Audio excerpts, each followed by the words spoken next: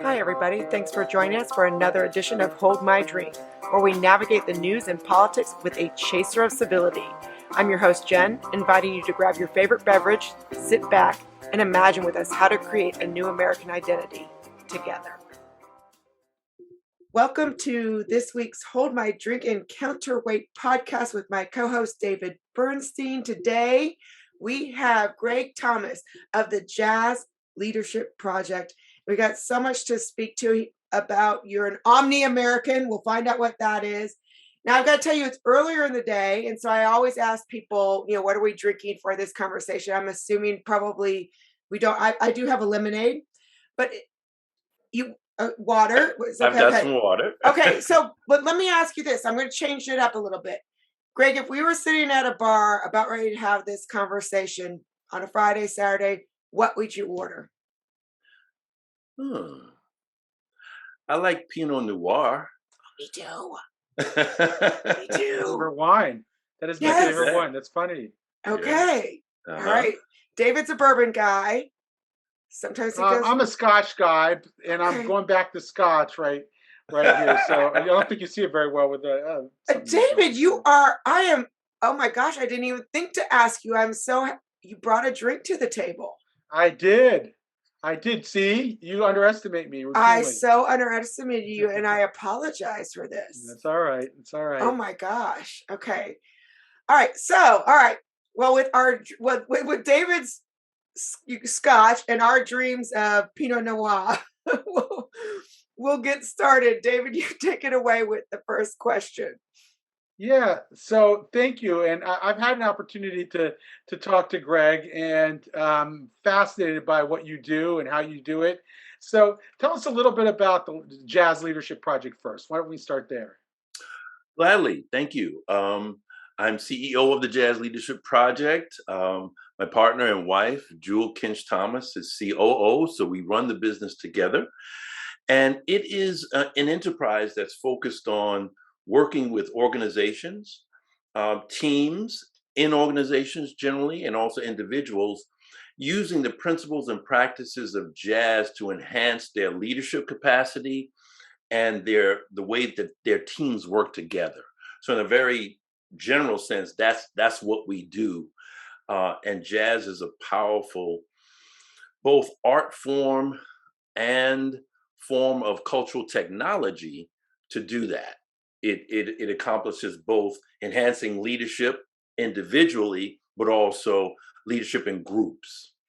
Right. I read from your interview, and I was fascinated that, there is the early version of jazz in the New Orleans tradition, and I'm probably not going to get all the terminology right, created sort of the teamwork spirit. But then you had Louis Armstrong, who was so good, so fantastic at what he did that it created the precedent for individual leadership. And I found that a fascinating outgrowth of the jazz experience of how that would affect organizations and any team. So how do you think about jazz and its relation, both individual leadership and teamwork? Well, it starts with the individual. I mean, I know we're going to get into political discussions and some philosophy, but it really starts with the individual, as it does in a liberal democracy. So the individual has the responsibility in jazz to develop his or her chops, his or her skills on their chosen instrument, which could be a voice or, some drums, bass, piano, saxophone, trombone, trumpet. So there's the individual responsibility to know what you're doing on your instrument. So in the workplace, you have a responsibility to come into the workplace with a certain basic grounding in skills. Now, obviously, you develop those skills. You don't, no one starts out as a master. No one starts out as some, great leader. But the thing is, when you have that sense of individual responsibility, you know that you've got work to do in order to play your instrument the best you can within a group context. So in the same way, you have the responsibility to get the knowledge, skills, And the skills are not just technical skills in what you do, but it's also skills in, say, emotional development, emotional maturity, emotional intelligence, because you're interacting with other human beings.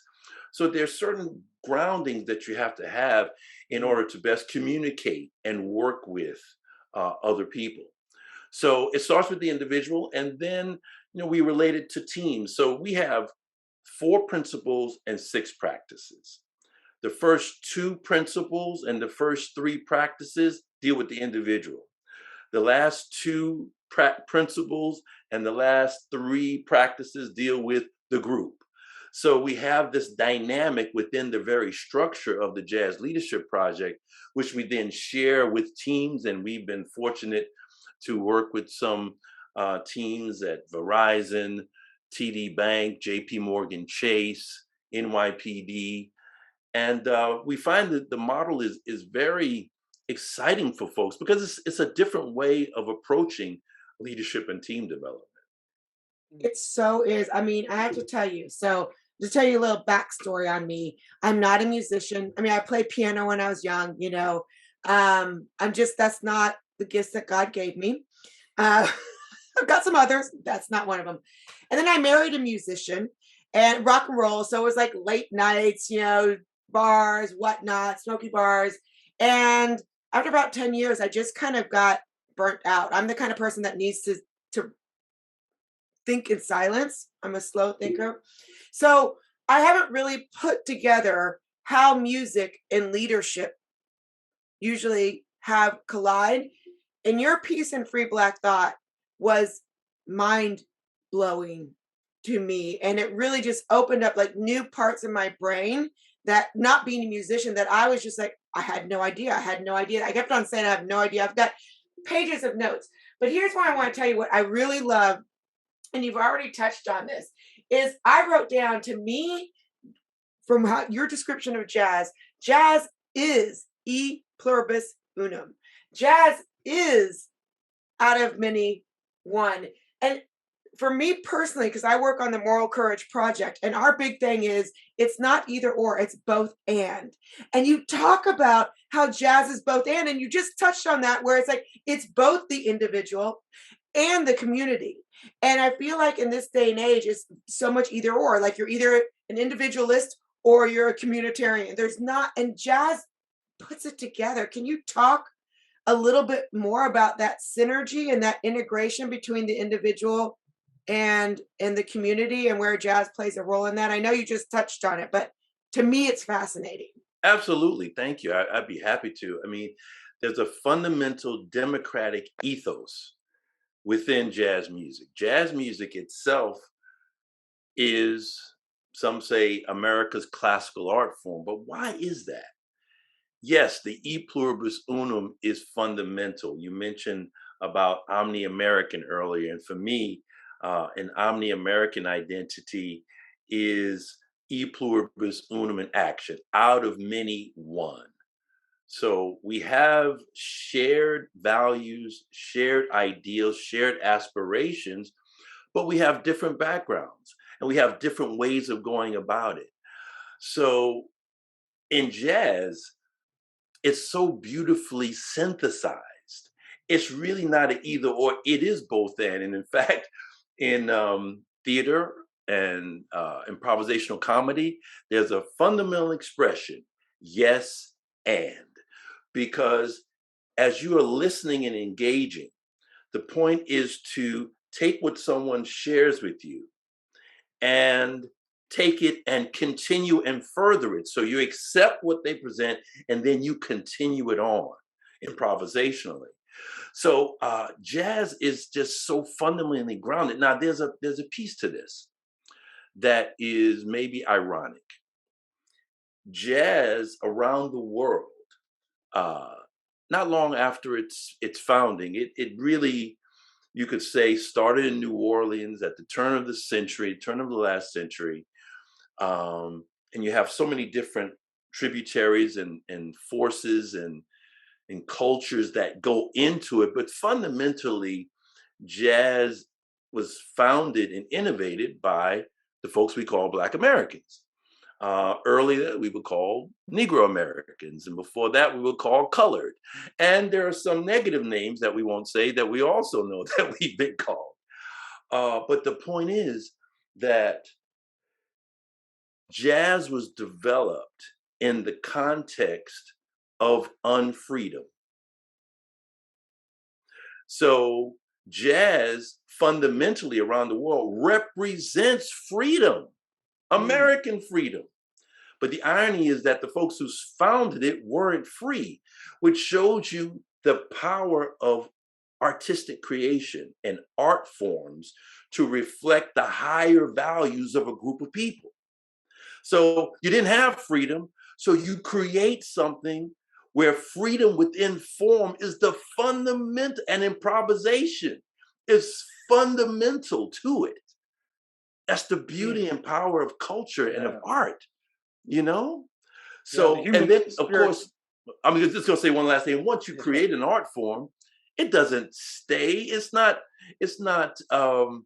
proprietorship. Well, no one else can play jazz other than Black people. That's like saying no one else can play basketball other than a particular group. How ridiculous is that?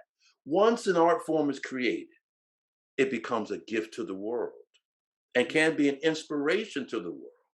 And therefore, jazz is one beautiful example of that. Yeah, that's beautiful. The human spirit soars in all conditions. So I have a question, and this is sort of my a prerogative question. It's not on the list, but I love the movie Whiplash. I'm assuming you saw Whiplash. Did you see the movie? Yes, I you did. have, and you probably get asked about it.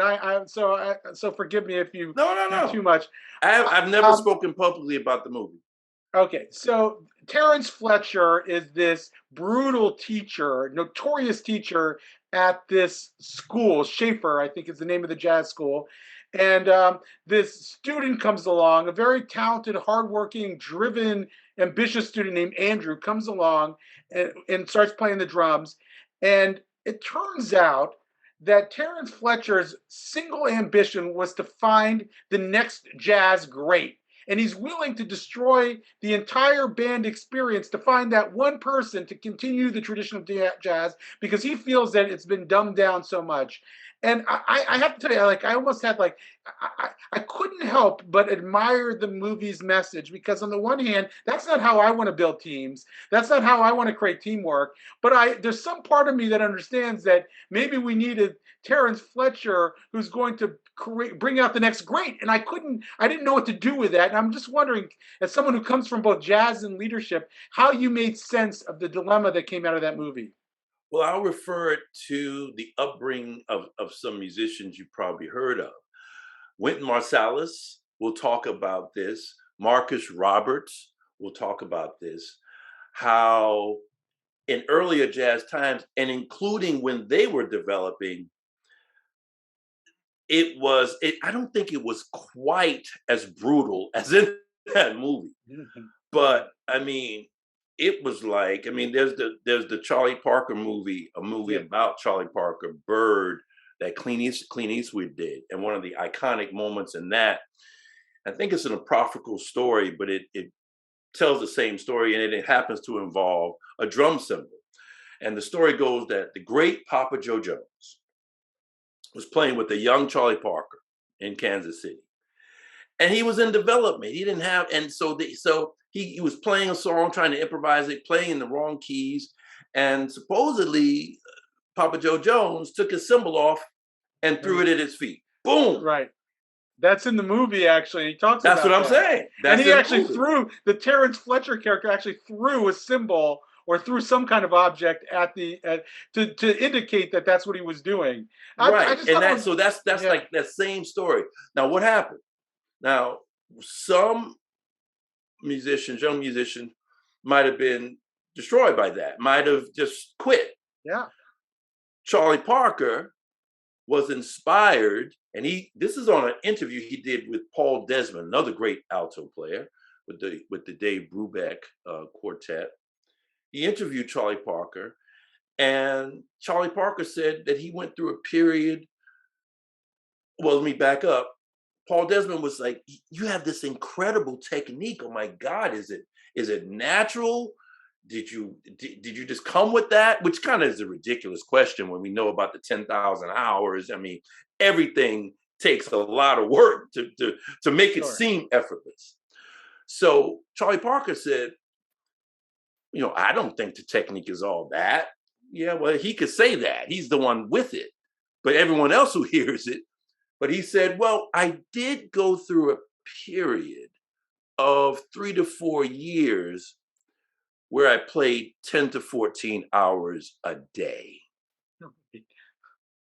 You see, so sometimes that can be a spur and inspiration, I think there's a balance. There's a pedagogical balance between supporting let's use Taoism, in a yin nurturing way, and in more of a yang tough love way. There's a balance that we can strike. It's not really either or. Once again, it's both and.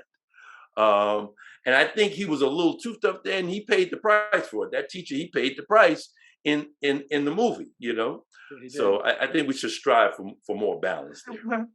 All right. I have a question that builds on this. So you're doing race relations, you exemplify that in your life's work. What can we learn from jazz about how to do race relations in today's America? Well, let me say this. If you notice, if you listen back to the transcript, not once have I mentioned the word race or race relations. I am of a very strong opinion that we have to critique and we have to, I'm going to use a word from the academy, interrogate certain ideas. Race is one of those ideas. So when you say race relations, that presumes the reality of races. So Right. I don't accept that. I've been talking about culture. So if we're talking about cultural interaction, if we're talking about now to make the transition from what we are really under now and have been for a few hundred years, a racial ideology, a racial worldview. To make the transition to a non-racial worldview, we'll have to use language. That's what we have to work with. So I will say that there are people who are racialized as Black, racialized as white. Okay, so that's a transitional way of putting it. So I'm going to use an example from the music. Benny Goodman, great clarinetist who back in the 30s was the most popular really musician in the country and probably the world who played jazz. He had the great Lionel Hampton, vibraphonist, drummer, and Teddy Wilson, great pianist, in his group, both his small group and his big band. From the outside, if you accept the premise of race, it's like, whoa, look at he has these two Black musicians, quote unquote, Black, racialized as Black, playing in his band in a day and age where it was about segregation. You don't sit together, you don't play together. But from inside, now from outside, you can look at that and say, wow, look at that. And because of that perception, you have to say it was a great advance. He did that before Jackie Robinson integrated baseball. That's very important. But from within the group, were they focusing on race? No. It's about playing the music and playing it the best they can. And he wanted the best musicians he could get, regardless of race, regardless of the color of their skin, which tells you what about an individual? Nothing. I mean, just, it tells you that they do have darker skin, they have more melanin that they're working with, but otherwise, what is it really telling you? So from inside, it's cultural. It's shared intersubjective agreements about how we're going to go about working together, playing together, creating this beauty in the world together. That's what it was about. From outside, you can say, oh my God, what a social advance in race relations. You see what I mean? You see the distinction I'm making? Mm, interesting. Um, you've done some work with Free Black Thought. You did that wonderful interview on the Journal for Free Black Thought. Um, what do you make of the diversity of thought within the so-called Black community, or the racialized Black I community? like that. Your terminology. I'm working on it. Thank You you. and a few of my friends are helping me along in this journey myself to de-racialize my friends. So that's an important thing to do. So what do you make of these? I'm quite positive that there's always been diversity going in the Black community. But how, if you look at today's hyper racialized environment, hyper politicized environment, how do you see the sort of a range of opinions now within the Black American community? There's one could say there's always been a diversity there. You could say that during the period of enslavement, that there was a development, ironically again, of certain ways of solving problems. That's what human beings do. So those ways of solving problems based on the predicament and oppression that we went under, there were certain things that developed strategically, things to do and not to do, things to value, things to be careful of. And then those things are shared. And then there are certain actual art forms that develop that expressed our highest values, the spirituals, blues, jazz, and other forms. But once we get to, let's just fast forward to the civil rights era and the post-civil rights era. Because certainly there was, well, actually, I won't do that. Let's go 19th century. You have different public figures in the Black community or in the so-called Black American community, who had different ways of approaching how do we deal with the situation that we're in, pre-Civil War, during the Civil War, during Reconstruction, and after. Some had, you have Frederick Douglass, who really embraced the founding documents and the principles and values there. You had others who rejected it as a lie. You had some who said, hey, let's go outside of here and go to Liberia. And there was actually folks who left the United States, went to Liberia to form a colony. So you always had these different perspectives. You have, of course, the great W.E.B. Du Bois, who wrote The Souls of Black Folk, The Souls of Black Folk, 1903.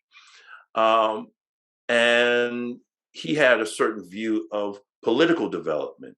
Booker T. Washington, on the other hand, said, let's make sure that we have our skills in an industrial economy down and use that basis of skill development and enterprise to then get to a place where we have more equality. Those are two different visions. Then you have someone like Anna Julia Cooper, who in the late 1800s wrote wonderful work that is now a part of African-American studies, Africana studies, Black American studies, it's called various things.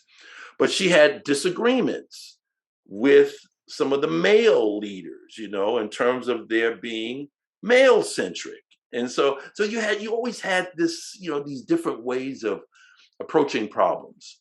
So my God, today, post-civil rights era, even though the political spectrum is usually placed into binaries, left, right, liberal, conservative, you have Black folks all over that spectrum. You have some above it. You have some who extend beyond it. So there's a great diversity. It may not be covered in mainstream media, but there's a great diversity there. So what is called heterodox is actually the norm. The diversity of opinion is the norm, I would say. It's the norm across all of this, I mean, I think that we miss that when we're talking, when we label people and we put them in boxes. Going a little bit off of that, but obviously still in the same area. One of the things that you talked about was the idiomatic variations in culture and this emphasis on culture over race. And I've got a question for you. So we interviewed Kenny Xu, who wrote the book An Inconvenient Minority. And one of the things that he was saying is like culture is in some ways chosen. Like you can choose like to have the bad aspects of culture, the good. I mean, and we all have bad, good aspects of culture. I mean, culture is not monolithic like anything else, like the individual is not monolithic. And then of course, Sheena Mason, who I know that you've spoken to as well, would say there is no race, there's culture and there's ethnicity. Those are two separate things. And we continually conflate culture and race together. And so when I think about what Kenny said, how you can almost choose, I mean, I don't know if you can really choose culture. I mean, you're born into it. I think if you have agency, you can say, I'm going to take that good aspect and I'm going to take, do away with that bad aspect. And then looking at how Sheena was saying that culture and ethnicity is what we're talking about when we talk about race, and that is wrong. I don't know that there's a question in there, except for the fact that I really love that the Omni-American event that you put on with a friend of yours from Israel. Am I right? Yes, Aryeh Tepper. Okay, thank you. And you mentioned something about a positive relationship between people of different cultures. And when I read into that, and again, I'm going back to the either or, both and, there's a difference between us and them and us against them. And we're falling more and more on the side of us against them. It's human nature that we do kind of fall into tribes here and there, but our tribes overlap. Sometimes it's based on color, culture. Sometimes it's based on jazz. I mean, I'm not part of your jazz tribe, right? And so I just saw the beauty in what you created in the Omni-American movement, because it really wasn't us and them. I don't know if there's a question in there, but if there's anything that you want to comment on that, on the us and them versus the us against them, and also this idea of culture versus race. Okay, gladly. The event you're referring to is combating racism and anti-Semitism together, shaping an Omni-American future. That was broadcast at the end of September, September 24th and 25th of 2021. It's a collaboration between or among the Jazz Leadership Project, the American Sephardi Federation, and the Combat Anti-Semitism Movement. And one of the themes throughout was culture, not racial essentialism, throughout. And yes, I agree.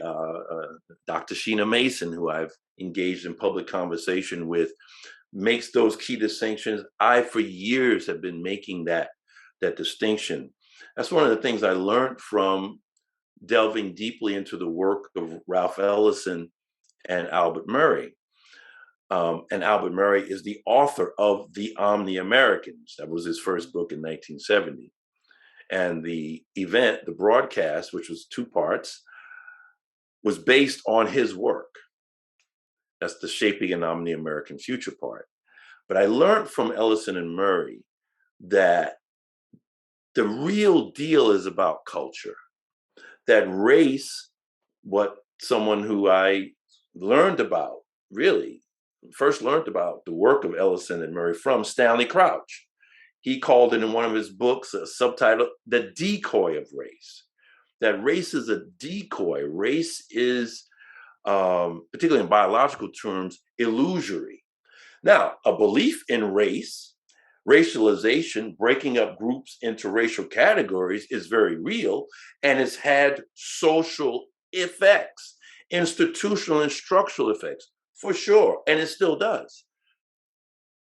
But if we focus on culture, if we focus on how various people have different values, those values will come into conflict. You don't have to look at their skin color in order to talk about differences in value. Differences are real, okay, and important. If we're talking about values, then you can say, well, what are the primary fundamental values? And culture is an expression of values that manifests in what the products of culture, the way we speak, that's idioms, the way we move, the way we dance, the way we do food, the way we create music, it manifests. So you have an internal dimension of culture, right? That is intersubjective. Subjective is the individual. But when you have more than one individual, you have intersubjective agreements. I referred to this and alluded to this earlier with Benny Goodman and Lionel Hampton and Teddy Wilson. So those are inner. That's like the inside aspect of groups. There is a jazz culture. There is a chess culture. There is a Jewish culture, a Jewish American culture. Is there diversity of thought amongst Jewish people? Oh my Lord, come on. I can attest. Huh? I argue with myself half the time. And you should. That's a good sign. So we have to understand like the history of racialization in this country, why it happened, when it happened, how it developed and changed over the course of American history.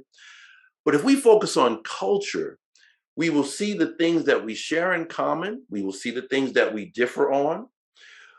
And we will point to values, meanings, traditions, practices that we can, to go to what you were saying, Jennifer, there are certain things we can choose. Focus on jazz. So because socially, Negro Americans and folks racialized as white were separate socially, and Black folks were held out of the political sphere in terms of economic engagement, you do have this separate course of development, though you still have intersecting influences. And that's the power of culture.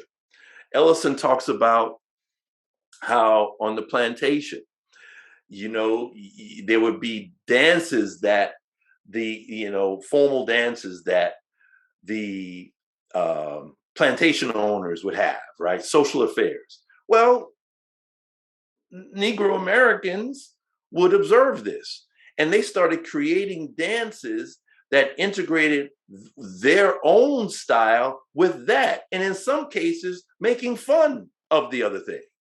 But then the quote unquote white folks saw what they were doing and were influenced by the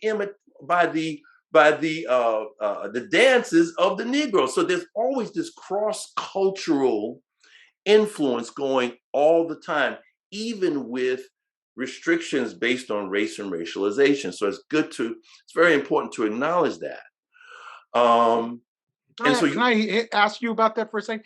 Absolutely. It seems to me, based on what you're saying, that this whole concept of cultural appropriation is really just bonkers, because if what you're saying is true, and I believe it is true, human societies flourish when different cultures Yeah. interact, when they borrow and steal from each other, when they learn from each other. Now, it's not something that we should see as an assault on another culture, but rather sort of plagiarism as the highest form of flattery, if anything. That's true. That is true. Ralph Ellison, in his 1977 book of essays, Going to the Territory, talks about cultural appropriation. And he even talks about it earlier. And he says, actually, appropriation is the way culture works.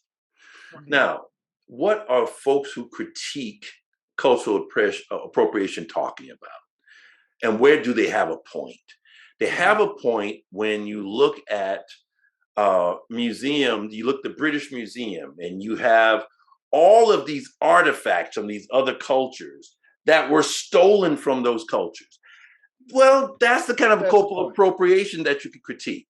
If you have a cultural art form that has been created by a group of people in a particular place in a particular time, and you don't acknowledge that, that is wrong. And if you claim that you did create that, that's appropriation. So it's not like there's no validity to cultural appropriation, that critique at all. It's just that it doesn't acknowledge that, as you say, that's the way it works, baby. That's the way culture actually works. And that's the beauty and power of culture, American culture in particular. Right. Because we have an experiment here in the United States of America, the first truly multicultural, and I'm going to use a term that's a common term that I critique, but I'm going to use it, first multiracial democracy. Never before in all of human history has this been attempted. So it's hard. So getting this right, understanding what culture is and does, getting an intelligence around values, meanings, practices, traditions, honoring where it comes from, but it being a gift to everybody once it's created is the way to go. Now, you have early on, I mean, it was pretty clear to musicians early on that it was Negro Americans who were the founders and innovators of what we call jazz. So in Chicago, you have a group of racialized as white young people, teenage boys, who were so enamored with the Fletcher Henderson Orchestra when they came to Chicago, featuring Louis Armstrong. They were blown away. They were magnetized and attracted to the power of the music, and they looked at it as part of their own identity. They did not allow race to say, well, that's theirs. They're playing that, therefore I can't. No. I love what I'm feeling. I love what I'm hearing. I'm a musician. That's what I want. So what do? You learn the art form. You learn the subtleties and nuances, the idiomatic nuances of the form.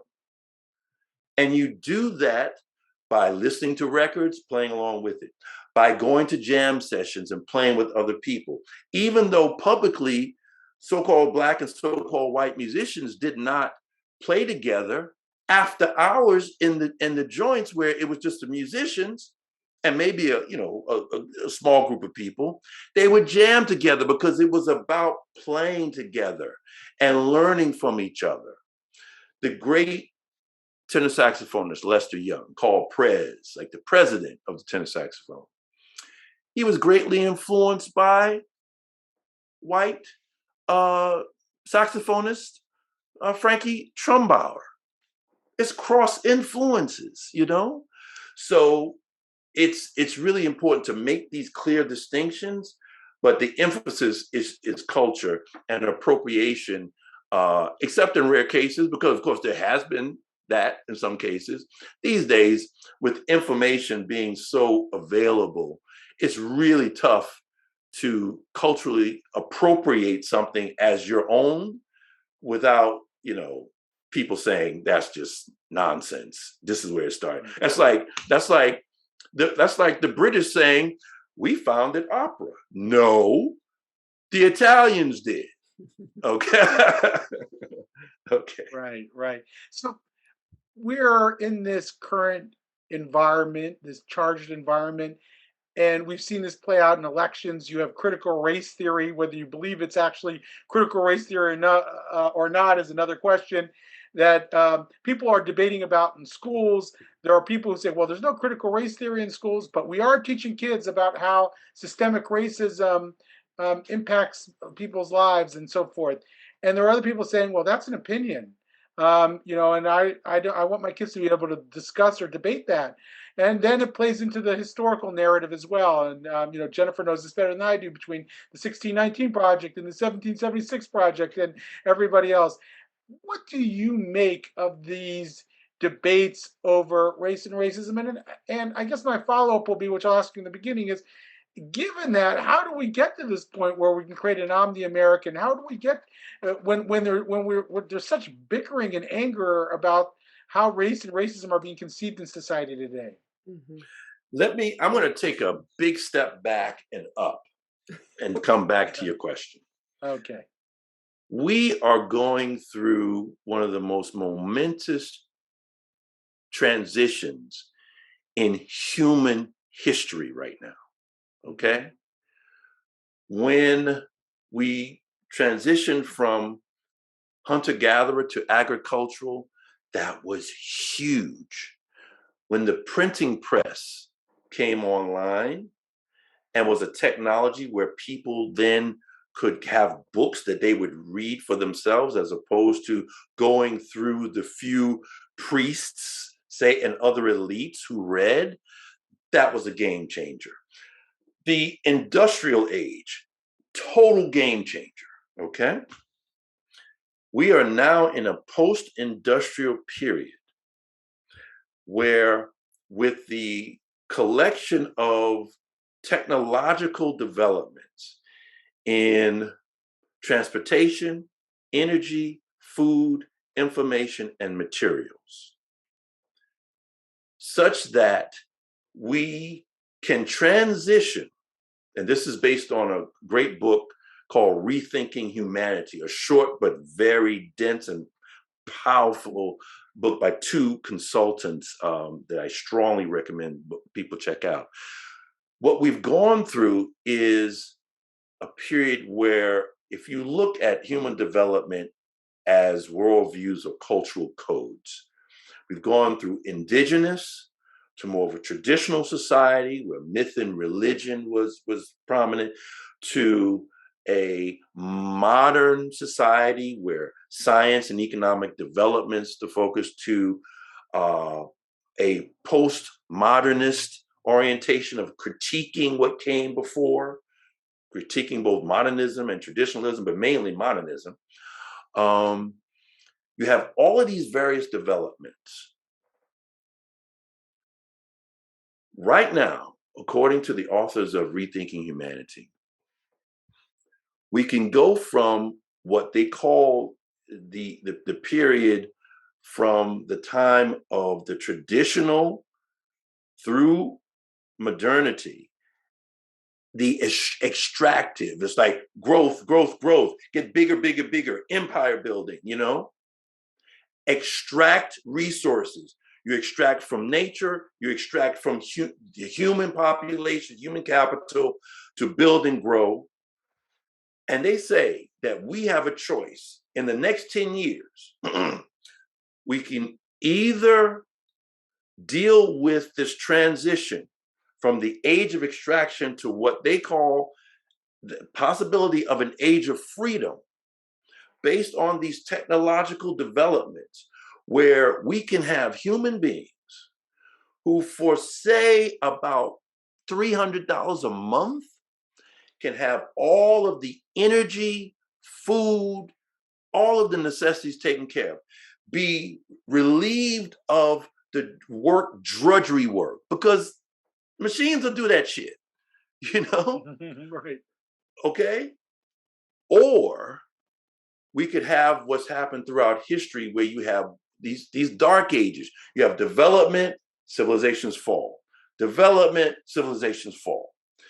For the first time, we can actually choose another course. The incumbents of this current system in politics, in enterprise,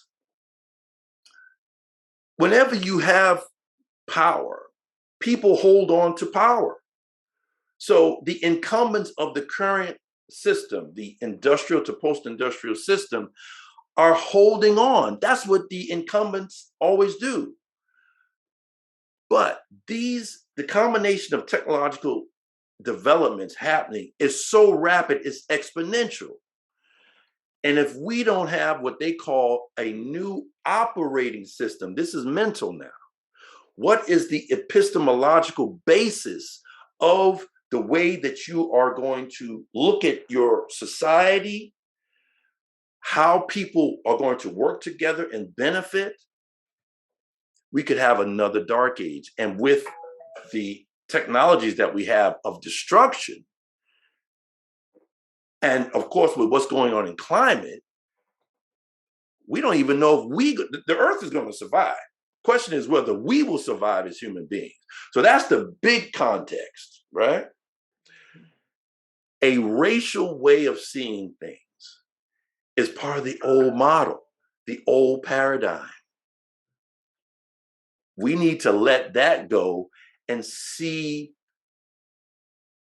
what can we do to create a model where create an operating system, I'm going to use their terminology, that will increase human flourishing and abundance and autonomy.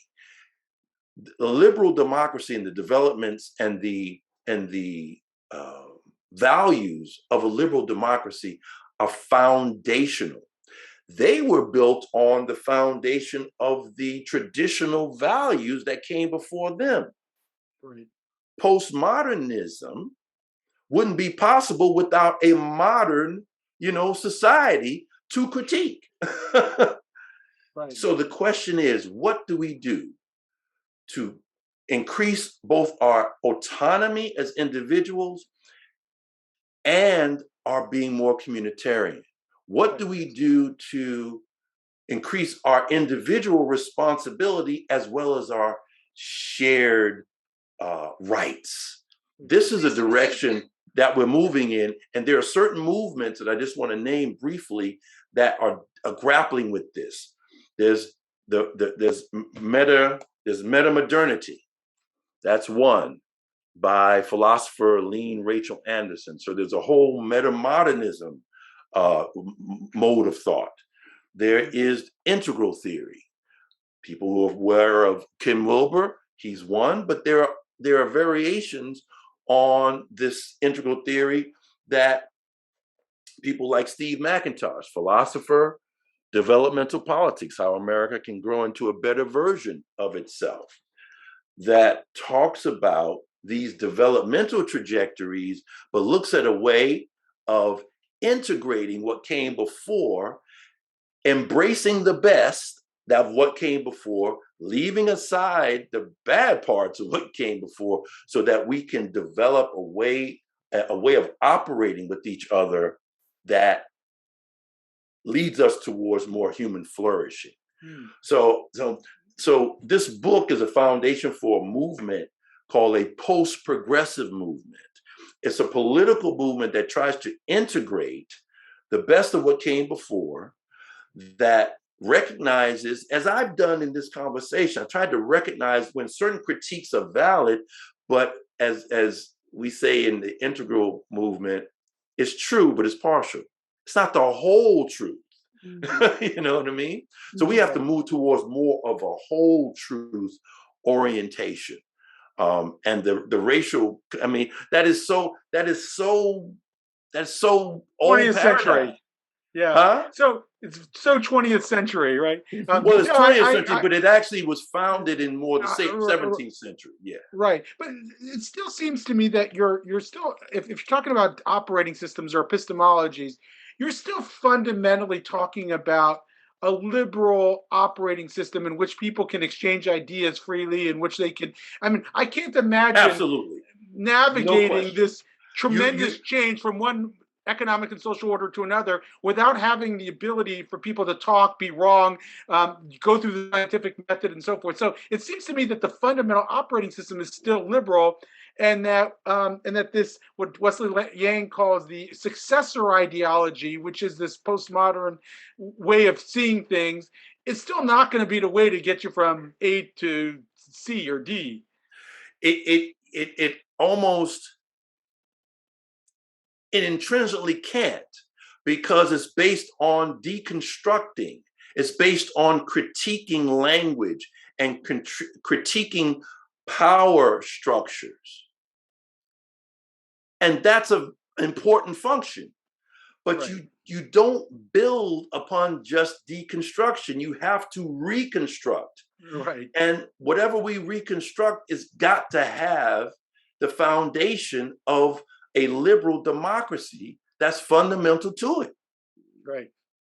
You know, you Agreed. say something on that that really, again, struck me. You talk about, and I'll let you say it more eloquently than me, but you talk about the I, we, and the it, right? So the I is the individual. And you've touched on this all throughout. You know, we've got our own individual responsibility.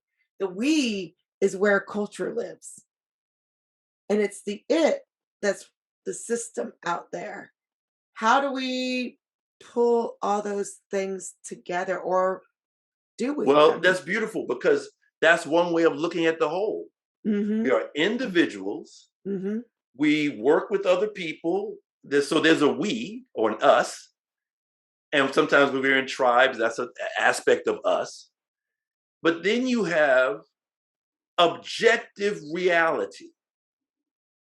You have structures, institutions, systems that are in place that we all have to interact with and within. So it's all of those together. Postmodernism, for example, has a very, very structural emphasis. See, the thing is about postmodernism is that it touches on all of those. It touches on the structural, because there's structural critique, systemic racism. It acknowledges culture by saying that truth is culture or context bound. So it does acknowledge culture in that way. And then it focuses on individual feelings. So that's the subjective. So it has a way of dealing with those, but it's still not broad enough and deep enough. Postmodernism is very surface in its orientation. These other models that I've mentioned have more depth to them, because they're looking over a longer and larger span of human history and development, and how we can learn from the lessons of history, not fall into the same traps we've fallen into in the past. But it's difficult because, as I said, we're in a transitional place here. We don't know what's going to happen. We can project and we can see the direction that things are moving, but we don't know some of the, unintended consequences of the actions that we might take today. So that's why we have to have an open kind of improvisational sense about us. We have to be open to improvising, but you're improvising upon a foundation of shared moral values, shared individual values, and shared transcendent values. That is one of the missing elements of modernity, the transcendent. And this is something that Steve McIntosh talks about in Developmental Politics and his other work. And what the postmodern or progressive postmodernists try to do, because of that gap in modernity in terms of the sacred, I say transcendent, you can say sacred, because religion and myth then becomes subservient or criticized by science and economic development. So what are you going to do when there's that gap there, when there's that lack, that absence? Well, postmodernists end up focusing on identity and identity groups And that almost becomes, as John McWhorter says, like a religion. Because we need things to believe in. We need myth. We need belief systems, So if that's gone and it's just about economic development and scientific development in a empty, meaningless universe, whoa, then you have the development of existentialism. It's like, it's all meaningless, and you just make your meaning. So we have to re-embrace some sacred. What's sacred? What's transcendent? And what can become transcendent is human flourishing, as much human flourishing as we can get. But that's going to come through challenge and support. People have to grow and develop. It can't be a welfare state where you're just giving people stuff. You have to have work. But because so much of our work will be replaced by machines, it opens up the possibility for human beings to be in a place where we can be creative. We can focus on so many of the things that makes life worth living. But if we don't go that route, right, what's the opposite? What is the dark age? And what would that look like? It looks like 4 or 5 technology groups, and we can name them, that have access to more information about us than we have about ourselves, and using that information to create something that is called surveillance capitalism, where you've got these handful of elites. You're on pause, David, so you couldn't hear you. I just said that's one dystopia. I think we could probably name a few. Right, exactly. There are a bunch of dystopias. You see them in the movies and stuff. So that's one, And so we have a choice. That's why this conversation and these conversations that we're having are so crucial, because I really believe, and I've only come to believe this in the last 1 or 2 years by the study I've been doing, that we've got about 10 years to get this right. It's funny, I have to say, and I'm sure we're going to be wrapping it up soon, Greg, that for several years, I wrote about this transition from a manufacturing economy and social order to this, whatever you want to call this information technologies, transition we're going through. Right. And then I sort of left that behind a bit. I mean, I pocketed it somewhere up here, but and started talking about the sort of imposition of woke ideology, which I felt was bad for liberalism.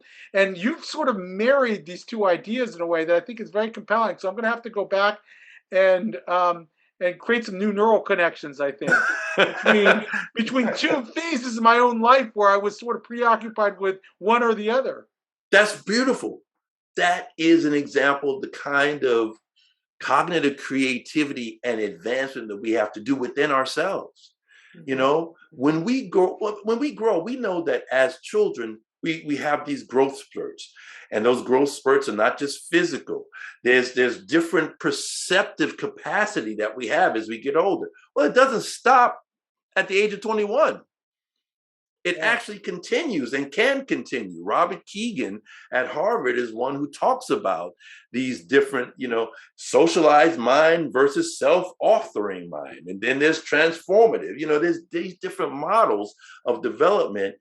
And, you go back to a fundamental principle, lifelong learning.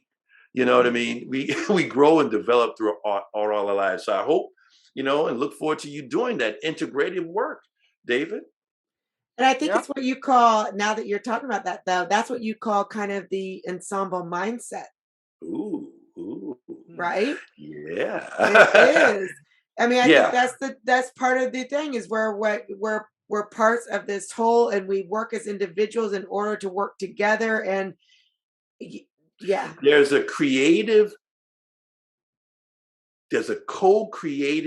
intelligence that occurs that we do together. So we got our individual thing, but it's within the group context.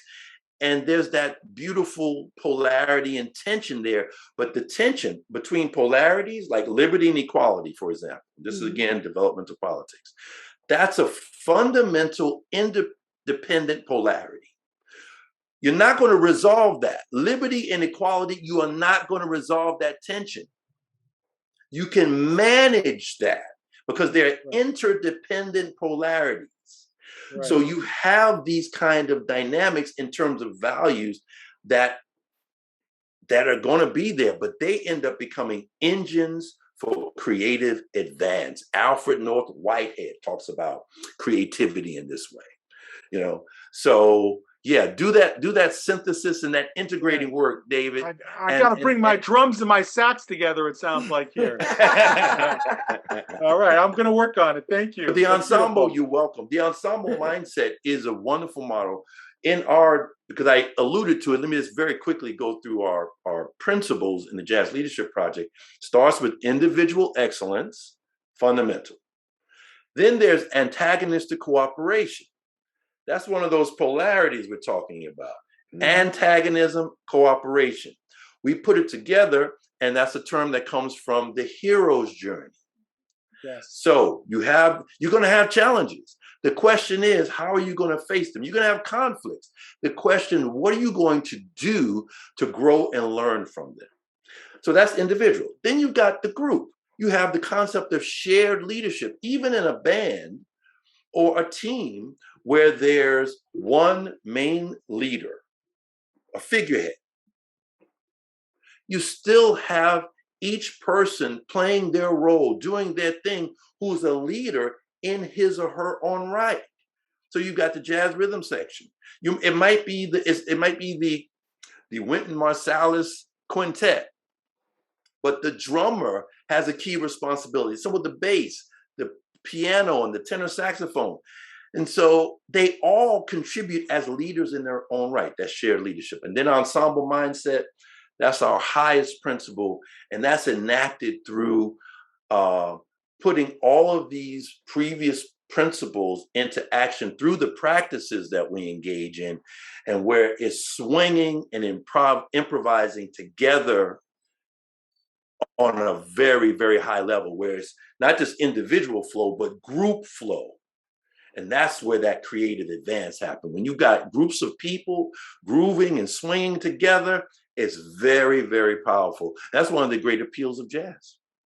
That's what oh gosh. I mean, I'm humbled by your knowledge. I'm humbled by like I said this morning, this burst of like putting that music and putting that jazz together and seeing that synergy. It's just been absolutely amazing. I hope that you will be a mentor for me in the future, that I might we could bring you back on to talk, but even personally, because I feel you. I feel you. And I just didn't make those connections before. No, I appreciate, because what you're expressing is having recently downloaded this. Yeah. And it's very profound, but this comes out of decades of deep study of history, of grounding in what I call the blues idiom wisdom tradition, that for me started with Frederick Douglass and Harriet Tubman, but that was most prominently presented by Ralph Ellison and Albert Murray. Then you have people like Charles Johnson, Stanley Crouch, Wynton Marsalis, Danielle Allen, who's at Harvard. I put her in that group. She's a wonderful political philosopher. And a lot of other study, obviously. So I've synthesized quite a bit, as you can tell, and I'm trying to step up.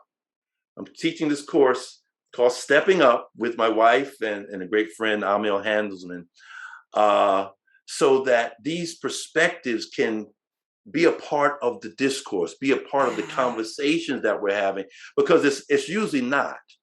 No. And it needs to be.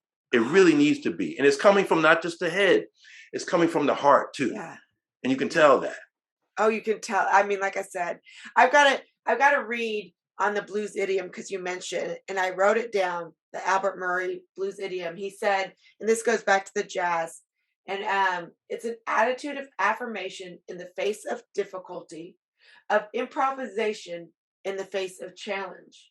It means you acknowledge that life is a low down, dirty shame, yet confront the fact with perseverance, with humor, and above all, elegance.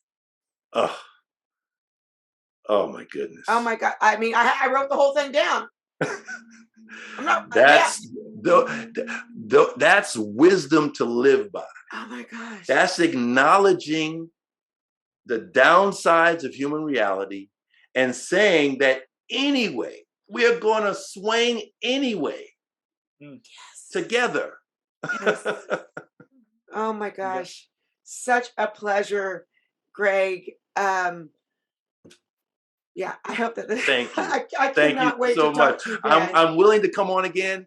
That was an implied invitation. Yes. I accept. Okay. Well, and I want to be really selfish, and I think I might want to just talk to you. We'll talk offline.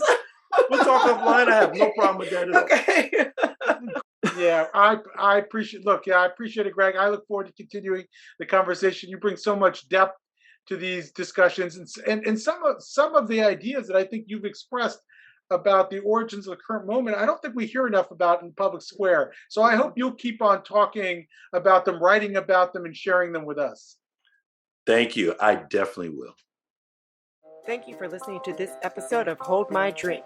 Like or subscribe to the show and check out the show notes for links to source material and to our website, where you can find what each of us is reading every week, different news with different views.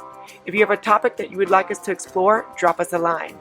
And join us next week as we say, hold my drink, and the conversation gets real.